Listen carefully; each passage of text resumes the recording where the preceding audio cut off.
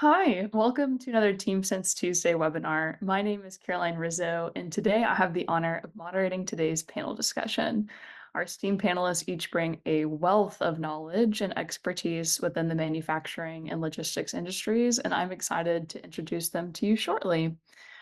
First, let's cover a few housekeeping items. As always, questions are encouraged throughout the webinar. We ask that you place them in the Q&A panel at the bottom of your screen, and we'll get to them at the last section of our time together. As you may have noticed, the webinar is being recorded. The recording will be emailed to all of our registrants via a YouTube link in case you have to hop early or would like to revisit the content at a later time. You can always visit teamsense.com/webinars to see all past and upcoming topics. So, without further ado, let's go ahead and introduce ourselves. My name is Caroline Rizzo, as I mentioned. I am from Austin, Texas. I'm part of the marketing team at TeamSense and producer of these webinars. My goal is to learn about topics related to HR or operations as a way to start conversations and learn from experts in the field, which brings me to welcoming Jamie Pulver and Sheila Stafford. Thanks for being here with us today, Jamie. Would you like to introduce yourself? Yeah, absolutely. And thanks for asking me to join you. I'm excited about today's conversation. Nothing more exciting than open enrollment. So excited to chat about that a little bit more. But yes, my name's Jamie Pulver. I'm the HR manager at Magna. Been with the company for about a year. I'm from the Holland, Michigan area. If you're familiar with the West Michigan, the fresh coast, as we like to call it here, and kind of born and raised in this area. And just a brief background. I've spent my entire career in HR. I kind of went into HR similar to most people, kind of fell into it, right? And ever since then, just have loved kind of that business partner aspect of the role. So majority of my time in HR has been spent in manufacturing and more specifically automotive. So very fast paced, which is something that I really love about the industry. Definitely fast paced, you're right. Well, we love the business partnership aspect of it, and we'll jump more into that too today. But before I get into that, Sheila, welcome. Would you like to introduce yourself? Yeah. Hi, everyone. My name is Sheila Stafford. I am the CEO and co-founder of TeamSense. TeamSense makes software that digitally connects and enables frontline workers. Similar to Jamie, I have a background in manufacturing. Got my start at General Motors when I came out of engineering school, and then worked for a number of years at Whirlpool Corporation and then Fortive before co-founding TeamSense. And so I also appreciate and love the fast-paced nature of manufacturing, the data-driven nature of manufacturing, and then specifically auto. Jimmy, it might be helpful for our audience to give a little bit of background of who Magna is, so that they can understand a little bit more other than auto, because auto is pretty expansive. I think a fun fact is that it contributes about 12.6% of the US GDP. So massive, massive portion of our economy. Yeah, Magna's a large organization. It's global, and we manufacture all different parts of the car. So, and provide to tier one, tier two, and specifically the division that I work for. What we kind of our bread and butter, what we do we add value to windows and glass. So, kind of panel windows, and then as well as the slider. Windows on the backs of pickup trucks. So very, very interesting process. Lots of value add to just raw material, and it's really fascinating to see in person. Yeah, I love it. I would love to go see it on the floor at some point. It'd be incredible to see the production line of it. So, adding that to my manufacturing tour bucket list there. Yeah, I think that's one of the reasons why I love manufacturing so much, is because you get to see, you're working with people who are actually making product, a physical thing, and you get to see it in process. And I don't think anything beats that, at least for me. Yeah, yeah, from start to finish. Yeah. Absolutely. That would be so gratifying, in so many ways. Well, cool. Well, so glad to have you here, Jamie. Thanks again for joining us. So I'm going to go off slides here because again, we like to keep things pretty conversational. So today's webinar, as we talked about, we hinted at open enrollment. Really, the design of the webinar today is to give you practical advice, strategies to really navigate open enrollment. And as many of you know, open enrollment can be a really complex, challenging time for HR managers, especially in manufacturing, where communication, engagement with employees can really present some unique obstacles, especially with any sort of deskless worker who doesn't have an email address, how are we connecting with them, right? So we'll be diving into several key areas today, including planning, preparation, communication strategies, employee engagement, and really how to measure that success. So the goal is to really equip you with some takeaways that can you can implement these in your own organization so that you too have a smooth open enrollment period. But I want to set the stage here a little bit. So obviously, Jamie, you work at Magna. Give us a sense for really how many employees do you manage at Magna? How many sites are you covering? Would love to learn more about that. Yeah, good question. So currently we have approximately 700 full-time employees. We do technically have, we have two buildings. They're connected by a warehouse, but really, for all intents and purposes, it's two sites. You can't be in both places at one time. So when we try to think about managing communication strategy and things like that, we really do have to be cognizant that there are two different facilities that we have to be aware of and be able to communicate to. So Okay. big, large population of individuals. Some are desk workers, right? They've got their email and they're frequently checking those things, but a lot of it is manufacturing and they're on the shop floor day in and day out. And then real quick, like how many languages does your shop floor folks speak, and like what are you kind of managing there? Yeah, primarily, I believe we have three primary. We have a very diverse workforce. I think, the most common language spoken is going to be English, but then closely following behind that is Spanish. We have a large population of Spanish speakers, and then different variations of Mandarin behind that. So that also, provides some challenges too when we're trying to ensure that we're communicating in a way that people can understand the information, right? So that also is a challenge that we have to consider when we're doing any type of mass communication, but especially during enrollment. Wow. Yeah. I mean, that is such the operation. I can't even imagine having to have that much coverage and really trying to ensure that you are engaging with that volume of people is definitely challenging. Mhm. So, if we kind of think about the beginning of open enrollment, like where do you even begin? So, how do you really start planning for it at Magna? Yeah, so I think open enrollment, along with some of the other things that HR is tasked with, often those cyclical events that we do on a quarterly or an annual basis. I think that a lot of times we underestimate the amount of time and resources that they actually take because um, they do happen every year, right? And we're just somehow, expected to miraculously make it work. So my biggest the biggest thing that I can advice that I can give, or the best way that I start with open enrollment, is to treat it like a project, because it very much is a project. And even though we did it before and we did it the year before that, there are things that change. You have new employees coming in who maybe haven't received the message before. You have new benefit offerings, technology changes. So the first thing that I would do is I would kind of dust off that Gantt chart or whatever kind of project tool that you would use, and really take some time at the very beginning to plan it out as if you would plan any other one-off project. And that's really where I would start.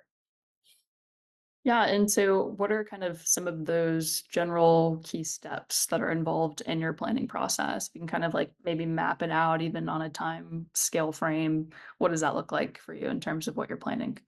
Yeah, so usually I try to think about the timeline. Usually we have a deadline for when everybody has to make their elections, and we've got to get the file sent over to either the broker or the carrier to corporate, whatever the case might be for the individual business. And I kind of try to work backwards from there. and always allow myself some time for contingency plans, right? So if our deadline to get the information sent over is October 31, then our deadline for employees to be enrolled is going to be 2 weeks prior, right? Because we want to make sure that we have extra time allotted for any of the bird dogging that needs to happen to be able to get people in the system and get their benefits. So we always try to make some add in a little bit of fluff there into any project that you're planning, but it's specifically for open enrollment. And then also huge part is getting the right project team right at the very beginning. So oftentimes, again, HR is viewed as the department that manages the project, and that's okay. It probably should sit in that department, but we aren't going to be able to do it without other people engaged right in the process, because we don't see the employees on a daily basis or interact with them as much as maybe their supervisors do or their managers do, right? So making sure that we have the right project team, especially nowadays, now that most organizations have moved away from kind of the paper format in terms of the enrollment process.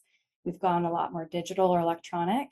Another huge piece or another department that I think you have to have involved at the beginning is IT, right? So that's another thing that you just have to think about, and give them that time way in advance so that they're also anticipating that workload or whatever resources they're going to have to commit, that you're giving them time to be able to plan for that. So getting the project team together, having consideration for the timeline, and then it's just kind of going through what your communication plan is. How are you going to communicate? When are you going to communicate? What are you going to communicate? And getting all of that information in. And then from there, it's execution. So you've got your timeline, you've got your milestones, you've got your goals, and you're checking the box as you start to do things. And then you pivot if you need to. If something comes up and you weren't expecting it, that's why you built in a little bit extra time into your plan. So those are the kinds of the things that I consider when I'm higher level, when I'm considering the planning process. Give us a sense for that team. Like, who are the makeup of that team? Like, who I know you've said like HR is kind of like quarterbacking the process. I love that you brought in IT. Who else are the key pillars that you're considering? And then are they like in it from the beginning, or are there folks that are like kind of coming in and out like throughout your process? Yeah, most of them play a part. So they're going to be coming in and out. They're not going to be necessarily in every single meeting from the beginning. So for instance, supervisors, we rely heavily on them to disseminate information at they're kind of their normal meeting cadences. And so they'll come in intermittently whenever we have information to send. IT is going to be at the beginning, just again for preparation purposes, getting people into their accounts, things like that, password resets. We want to make sure that that's all considered at the forefront. And then additionally, it kind of depends on your organization, how you're set up. I've worked for a small organization where I had direct contact with our vendors. So, the Blue Crosses, the Priority Healths, the Delta Dentals, all of them, and I'm coordinating with them directly. I've worked with mid-sized businesses where we've had a broker, and I've worked directly with the broker, and they've worked with the vendors. And I've worked for large corporations where they have a corporate team that kind of does all of that, and then we get fed information, and then it's our task to kind of deliver it. So depending on what organization and kind of how your setup is with the level that you're at in terms of communicating directly with those individuals, it's going to be different for everybody, but certainly you're going to want to have the vendors on that. You're going to want to have either the broker or anybody from a corporate team that's going to be managing some of that information. I feel like it's so great that you have that experience across different levels of organization size-wise, because you have appreciation for that process. I mean, I think it just shows another, feather in an HR manager's hat of the fact that you're not just planning around open enrollment, you're a communication strategist. Mhm.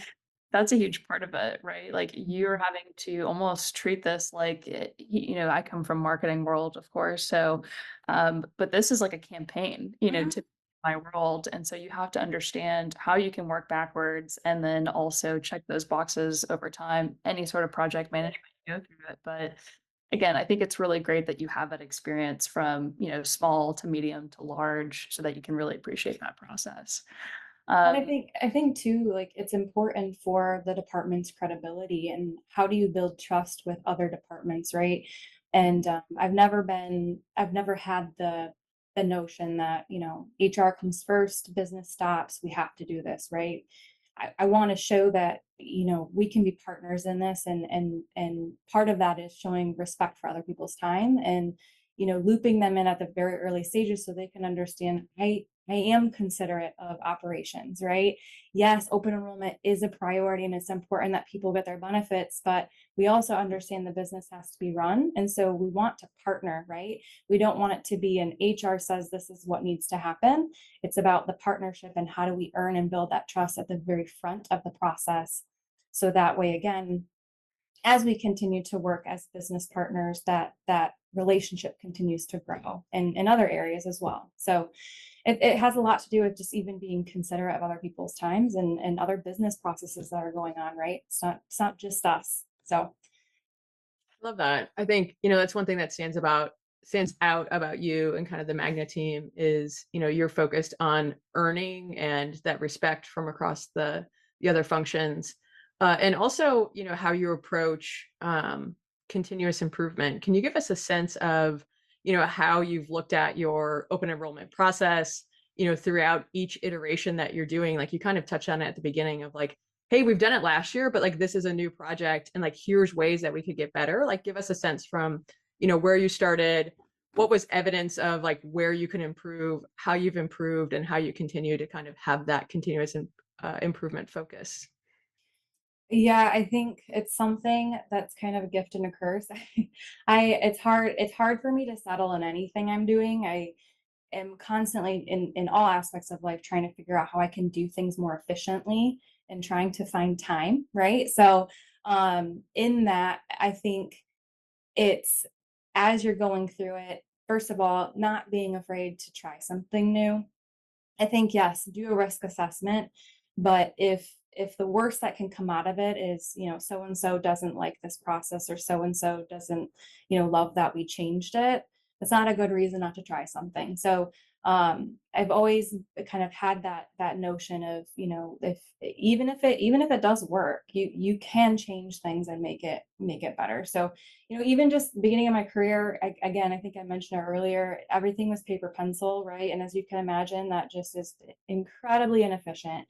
I grew up in the world of technology. So for me, coming into organization as a young professional, I think for me, it was how do we get this electronic? The tools exist, the organization just hasn't taken that step forward. And I would ask the question, like, why aren't we using our HRIS system? It has the capability. We don't have to pay anything extra for it.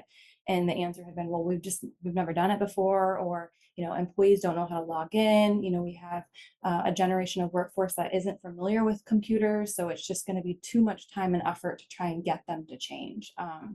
And it's little by little kind of breaking down that barrier. Okay, if that's the issue, right, then maybe we need to look at getting a couple of kiosks in the lunchroom, right? So employees, maybe employees don't have cell phones that they can access, or they don't have computers at home. Okay, let's look at what would the cost be to get a couple kiosks, right? Oh, and by the way, if we solve that problem, they also can access their paychecks by themselves. So they're not, having to come to their supervisor or HR department every other week to get that. So again, it's just not settling for, hey, we've always done it this way, this is just not something our culture is ready for, this is just something that we're not willing to take the risk on, and really try and peel back that onion and understand what are the risks. And it of course it doesn't go without bumps and bruises along the way, but you learn and you kind of take note of what happened, what didn't go well, and you try to improve it for the next time. So yeah, I think again, starting from kind of the paper pencil, and then now we're to the point where everybody's in their HRI system. And again, it's not perfect, it never will be, but my philosophy is kind of it's okay to be a disruptor, just have a plan, right? And it doesn't have to be a perfect plan. It just has to be a good enough plan. And maybe with some, risk assessment and some contingency plans if something does go sideways, but be a disruptor, but have a plan, and it good enough is okay when you're trying to make when the intent is to try and make positive positive motion in the right direction. So it's kind of been my philosophy in what I do. And so far it's worked out okay. But again, it's not to say that I haven't ever run into issues where things have failed, but you kind of learn from those failures and you move forward. Yeah, I love that. Be a disruptor, but have a plan. What a great quote. We're going to use that, I think. That sounds amazing. Tell us a few examples of where you've been a disruptor and had a plan and how you've implemented that at Magna. Um, so I've been here for just about a year. I think there's, one of the things I think that I would kind of tell myself a year ago, and just the advice I would give is just kind of be patient. I think when I come into anything, I have I just see all of the potential of what could be. Um, and I want to do it all. Like I want to do it all from the beginning because I can have a vision of how it could be so, so great. But I think you got to be patient and you got to kind of break down. You got to get the base right, make the changes where you're going to have the most impact and it's going to be the most sustainable, and then start building upon that and upon that. So I think when I came into the organization, there were a couple of internal processes. I won't get into too much of the detail, where again it was, hey, this is just kind of how we've done it, and then I just asked the question, like, well, do we have to do it this way, or is this in a policy somewhere that says we cannot deviate from it? And then ask the question, like, does it make sense to do it this way? What are the risks of doing it a different way? What are the risks of continuing to do it this way, right? And I think you know just asking the questions and allowing other people to get to that answer without having to maybe dictate, hey, this is the way, this is the direction we're heading, but getting them to think more in terms of what would happen if, right? would it is it going to be the end of the world if it fails? If not, then maybe it's something that we try because it could be really great.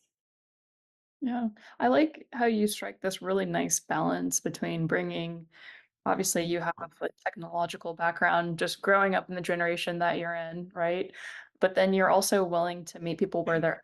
I think that's a huge piece of it is you give a really good example of, maybe we should have some kiosks in the space for them. That's a really great example of, hey, we want to make some steps in this direction, but let's also meet them where they're at. I think is really important, especially in an industry like manufacturing, right? Where there are some still antiquated processes and cultural change can be really challenging and time consuming, and it can take time just because you have such a generational gap across people that are working. So I appreciate that. I think you really strike a great balance, and I know that that's probably something that Magna really values from someone like you. So just to kind of shift gears a little bit, of course, we talk a lot about communication strategies. Like I said, HR managers, you are also totally a communication strategist. So, what exactly are the communication channels you use to really inform employees about things like open enrollment?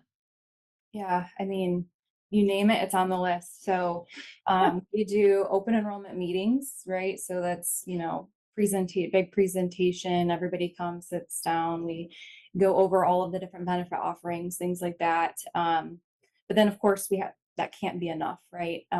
We need to continue to reiterate. So email blasts, flyers that will hang up. Additionally, we use a texting service, so being able to reach our employees through text. I know that's one of the most commonly used communication methods, and that's again meeting our employees where they're at. So being able to send them information so they have it, and maybe they're not ready to review the information in that moment, but in an hour or 2 hours, or maybe when they get home, when they're able to and they have the opportunity, they can pull up the information at their own leisure, right? So that's been significant for us, especially when we consider our shop floor population who don't have company emails. We have personal emails. We don't use that as much because I think text message is just kind of the communication channel that they prefer. So that's been huge as well. That's awesome. I love to hear it. I mean, we have heard of people, some people don't have company emails that they can really reach out to their employees with. So it's good they all have multiple channels. But we kind of meet with a lot of people that either use maybe an app, and it's really difficult to get people to download an app and then going through that whole process and putting them on Mhm. their phone. So it's nice because that text message can really meet them where they're at. And like you said, they can open it at their own leisure and at their own time. Um, so how do you really ensure that the information truly reaches all the employees? So how are you making sure that like all the different locations are getting it, that they're receiving it, they're actually doing something with it? How do you really ensure that process? So one of the things that we do, so we're a three-shift operation, so that can be a little bit difficult as well. Some of the things that we do is we accommodate in-person meetings to make sure that we reach the off shift. So a lot of times team members will come in early or will come in stay late to make sure that we're getting that across. Um, I also really believe in kind of that information dissemination. Kind of process, right? So, making sure that our supervisors are really well aware of the communication, and we use, we have a couple of different methods, but we have a really well used Teams channel that a lot of our supervisors have access to, and it's really nice because then I can at supervisor group and it pings them, and they'll get an email too. So, um, we get it. Communication can get lost. I mean, in a given day, how many emails does anyone receive, and how do you make yours stand out without also bogging down by sending too many? Um, so really trying to rely on the supervisors to help kind of disseminate that information. But again, text messaging is huge. Team meetings huge. The in-person presentations and then accommodating the shifts is going to be helpful too. Yeah. Mm. Sorry, go I ahead, think Sheila. supervisors are such an untapped resource. Mhm. And so like when you think about supervisors, like they're a really tough bunch because they're kind of like caught in the middle of like having to deal with like corporate, not corporate, but like leadership, and then Mhm. like also on the floor and like manage all the problems.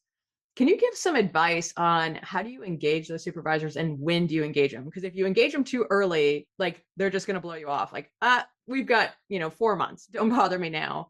Versus if you engage them too late, they're like, I don't have time for this. Like, are you kidding me? Like, we've got to push for end of month. And so, like, what is your strategy on how do you bring them on board at like a proper cadence that matches all of their responsibilities as well?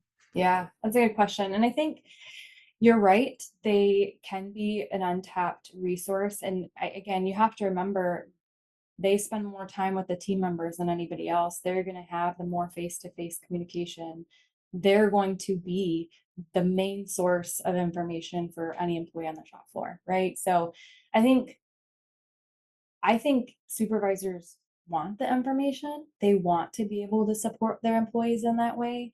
Um, and so providing it to them, I think it just equips them to then better support their employees in multiple ways, right? So it also helps them to then build trust with their team members too, that they're going to be able to provide them with the information that they need. And so and then in terms of the timing, I think it's just important to understand what is their cadence, right? Are they having daily one-on-ones, like shift startup meetings where they're going over kind of pertinent information? If that's the case and it's daily, then you know that you can probably send information much closer to when you need the action to be taken, right? Because you know that they're going to be meeting with their team every single day. So if I send it to you on a Monday, it's probably going to be addressed on a Tuesday, and I needed it to go out by that Wednesday. So you kind of know, right? But and that's where understanding and having the business partnership is super important, right? And understanding their world and kind of the world that they live in so that we can help to support them where they're at instead of, hey, it's my timing. I need this to go out when I need it to go out. So you need to hold a ad hoc meeting that maybe isn't beneficial to you or your team other than getting them this information that HR has, right? So understanding their meeting cadence and how we can our information can naturally be a part of it instead of creating this specialized communication plan that they now have to rearrange their schedule for.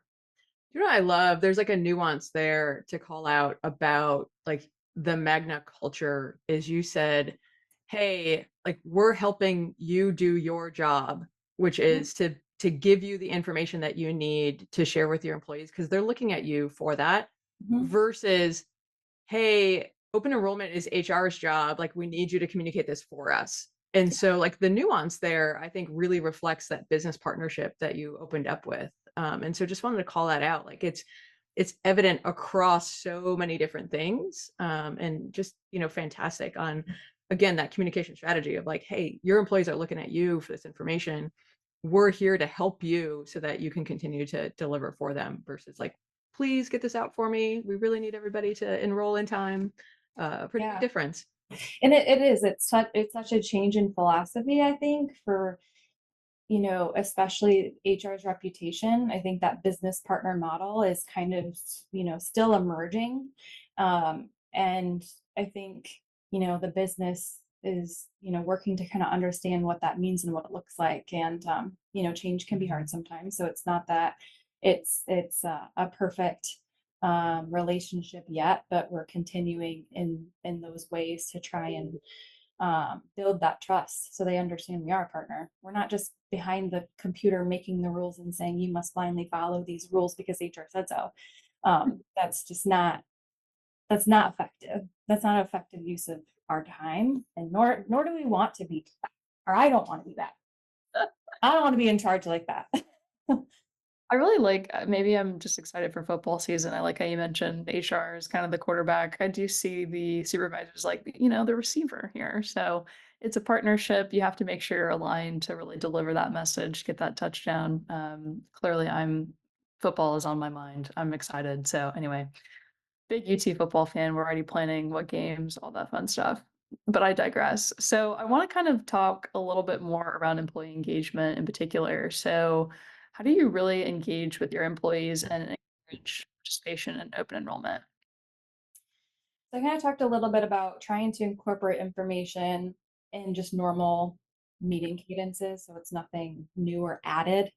That's important because it's already death by information, right? Every single day.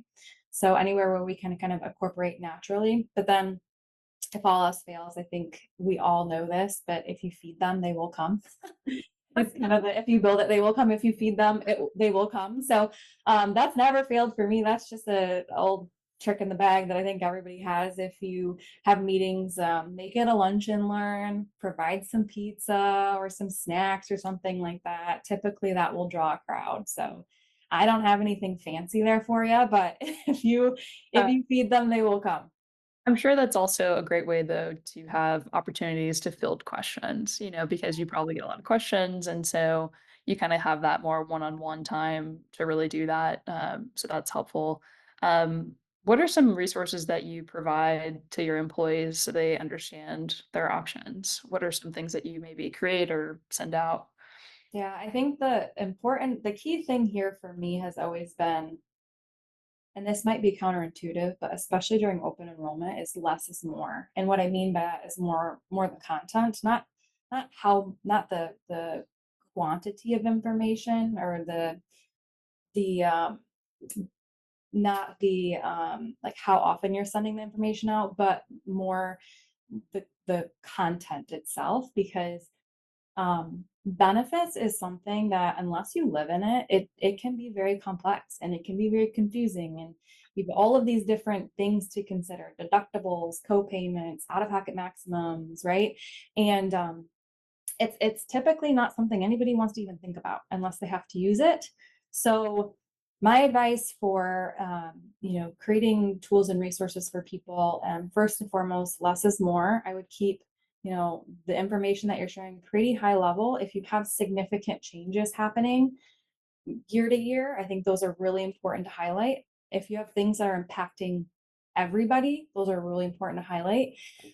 If you're offering general information of something that maybe is already existing, isn't changing, or doesn't impact a large group of people, that might be something that you kind of minimize a little bit, but then offer that information to people so it's accessible. So if you're creating a presentation, you're going to want that high level information out there. And then, like too long didn't read version, you're going to have all of the areas or the places that can get the information that maybe wasn't covered. And you're going to make sure that it's fully accessible to them, so that they can get it if they need it. But it might be such a small population of people that need it. It doesn't make sense to bog, any type of the communication down for the whole population. So that's something to consider. And then also, marketing materials, summary plan documents, obviously those are obvious. I think comparison charts are super, super helpful for open enrollment. I'm a very visual person. So when I'm thinking about the costs of things, a lot of times that's the number one thing that employees are thinking about is what is it going to cost me on my paycheck, right? Even if, the plan might cost more in the long run, I want to know, what can I expect to come out of my paycheck? Is it more? Is it less? Right? And I want to see a side by side, some of those key things. So I think comparison charts are amazing. I think they can say a lot in a little bit of just a little bit of material. They can tell a really big story. And then always tap into your benefit carriers or your broker, because a lot of times, especially if you partner with some of those bigger names, they will offer online wizards, I guess. I don't know exactly what you'd call it, but where employees can kind of go in and put in their personalized situation, and it will kind of spit out, hey, this is the plan we would suggest for you, right? So a lot of times that will happen too, is we'll have employees come in and say, well, what plan should I choose? And exactly, it's a hard question, because you want to help them, right? But also, it's like when people come to me and ask me to help them fill out their tax forms, it's like, I am not a financial advisor. So I can help guide you and tell you, what will happen if you choose this option or this option, but I am not the best person to give you that advice. Nor am I the best person to advise you on which benefit plan you should have. However, there are resources out there that many people don't even know about, but that online wizard's really neat. I've used it before. We were in like family planning, so I think I was maybe pregnant, and then the next year I would be having the baby. So I was really trying to figure out and do the math on which plan I should choose, knowing that I was going to have a large medical expense ahead of me. So I went out and used the wizard, and it said some of the questions were, do you have any medical expenses that you are anticipating in the next year, and what would they be, and what does it look like? And it gets very, very, very detailed. Are you on any prescription medication? Do you have any chronic illnesses? Do you frequent the doctor? It asks you all these questions, so it'll take your personal information into account, and then it will kind of generate, hey, this is probably the right plan for you given your circumstances. So those exist out there, and that existed before AI was even, a thing. So I'm sure they're even more sophisticated than they have been. So again, check with your benefit carrier, Blue Cross Blue Shield, Priority Health, those big ones. I know that they have their own versions. But then if you do go through a broker, a lot of times they will have resources as well. But if you don't ask, you might not know about them. So you just made me think about my oldest when I was pregnant was actually born on January 3rd. And I was like, come on, dude, you could have done it the year before. Like the deductibles fully met already. Like, and no tax write-off either. Oh, right. Like that's like winning the game of life, in my opinion, is like, I know, slide that in, like I know 1231 tax write-off. Yeah. Anyway. Yeah. Okay, well, New Year's Eve, I will remember that one day when I try to April Foods, it doesn't work. Yeah, it's all lies. It's all lies. It's all our time. Yep. Yeah. So we're kind of running down on our time here. I just want to address, I love learning more about just general, people always want to talk about challenges, of course. What are some that you have found that you've faced during open enrollment? Like, how do you really overcome them? So the biggest challenge every single year is employees accessing their HRS login.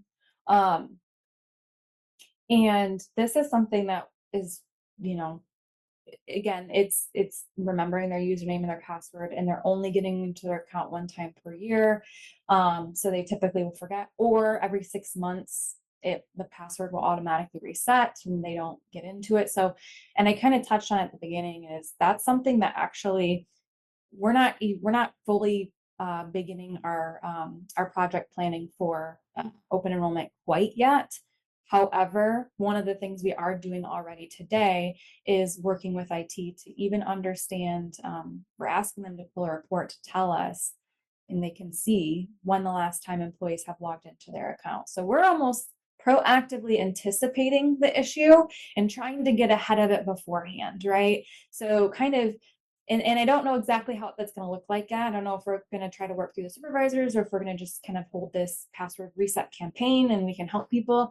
I don't know yet, but just trying to get ahead of something that we know is an issue every single year, and how do we maybe not eliminate it, but how do we control it to the best of our ability and minimize it so that when we do actually start, those things are already addressed, right? And we can continue to move forward. So accessing their HRS login is always a thing. So again, ensuring IT is involved, trying to get the data before so we can understand what kind of monster we're looking at, right? Is it a big scary one, or is it just this little cute one that's not going to be such a big deal in the grand scheme of things? So that's one of the biggest that's just helpful to know ahead of time. I love that. I think again that reflects your continuous improvement mindset. Like I'm envisioning like a Pareto when you first started, and communication was like the number one issue. It's like we didn't even know it was coming, and like then we're Yep. running out, and it's like okay, like you put in all of these things to like take care of that, and have done a fantastic job. Now you're like, okay, communication is not the biggest issue. The next biggest bar that we need to attack is like this login. And then, like you said, like you're not even necessarily in the cycle, but you're already like pulling reports and being proactive. Yep. Absolutely incredible. Yeah, Yeah. it's definitely helpful. I love that. Well, clearly you've seen I feel like I would be that person guilty as charged. Where I'm like, what's my login? I forget. Mhm. I don't Yeah. remember my password. It's like, oh, another password that I have to remember, and it always comes around that time of year. So it seems to me like you've been pretty well engaged with your employees, understanding where there's needs there. How do you use feedback directly from employees to really improve any sort of other open enrollment periods? Have you utilized any other data? Yeah, no, that's a really good idea. Really good question. And I'm gonna probably sound like a broken record, but it's just super important to me, employees with where they're at. So, um, and the other thing too, that in my career I've sort of kind of taken this viewpoint of, is I never get too invested in a plan that I create or that I come up with. I never want to I want to be invested enough where I want it to work and I'm going to pour everything I can into to make sure it's successful. But I never want to be so invested that if it fails, or if it's not what the people needed, it could have been the greatest idea. It could have been executed flawlessly. And in my head, it should have worked, but people didn't want it or need it. Mhm. I have to be able to detach and say, okay, we need to try something new, right? And I've learned over my career to kind of, at the very beginning, not be have those types of things be so personal. And I think that's super super important, because to me, I've I really value data. I'm very data driven. I'm analytical. I love to understand.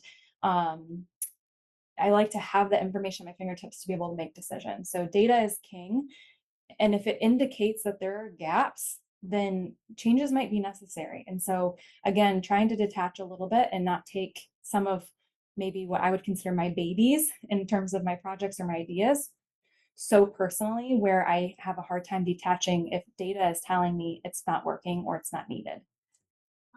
That is such good advice. I wish I had heard that 10 years ago. But it's true, and yeah, it's really hard, but that's also part of the continuous improvement mindset, in terms of being able to improve upon things that maybe you have created, but then you start realizing, oh, well, maybe we do need to change something here, right? So I think that's really excellent advice. Thank you for that. So we are actually rounding down at our time here. I cannot believe it. I was like, we could talk for Hi. so much longer. But I want to real quick before we hop into some Q&A here. We always like to talk about what's upcoming. So we will be joined by our team over at Levy to talk a little bit more about their journey of staffing for Dodger Stadium. Can you imagine? We're talking thousands of people. We're talking, anywhere from 150 to 300 people calling off in a day. Can you even imagine? So I'm excited to jump more into that story and share more about Nicole and Danielle's experiences. So without further ado, let's hop into some quick Q&A. I know we're at time. This just popped up here. How do you typically collect feedback from your employees? Oh, great question. I'm a super fan of Forms. It's just a Microsoft tool. But I always too like to think about not just what information I want, but how I would want to sort it. And that's the key is how are you going to potentially want to filter that data? Because that's going to help you create the form. It's going to help you create the questions or the parameters, right? The data fields. And I've learned that again just through trial and error where I've gathered information and I'm like, man, I wish I could sort this by supervisor. I wish I could sort this by shift. I wish I could sort this by employees who take our benefits or don't take the benefits, right? So you'll ask like, hey, how would you rate the open enrollment, period this year on a scale of 1 to 10? And you've got some zeros in there. And then I'm thinking, like, did they even take our benefits? Right. So I like to use Microsoft Forms just because I'm familiar with it, and it's something that I can easily kind of create on my own independently, or the team can create, and then we get the results right away. And then I like it because you can kind of download it into Excel and then chop up the data however you want to see, the different stories that are there. I love it. No, that's a really great tool. I mean, it's kind of like what can you use that you have Already seen. have. Yeah. Um, okay, here's a question that popped up. Jamie, you are young and have seen much success. What are your career goals and advice for others who aspire to lead in HR? I think that's like the perfect ending question right there. That's a great question. I don't know that my career goals are um, to get to any certain level or position or anything like that. I think right now I'm just focused on, um, I think one of the things I'm super passionate about is employee engagement and how do we, how do we get employees to voluntarily give their discretionary effort, right? Because when you think of highly engaged team members, that's really what we're asking. That's what we're talking about, right? Everybody knows the minimum expectations, and there are people that go above that, right? And let's understand, like, how do we get that? How do we recreate that? What's the what are the ways in which that we can solicit that in other people, right? That discretionary effort. I don't have to do more, but I'm going to for whatever reason, right? And it's different for every single person. It's something I'm highly fascinated by human behavior. My background, I studied psychology and Spanish. I also am very data driven. So I think for me, it's just continuing to try and understand what drives that engagement in people, and then work as a business partner to create a work environment or a culture, policies, procedures, programs that help kind of support that. I love to see in terms of numbers and things like that. I love to see improvement in those areas.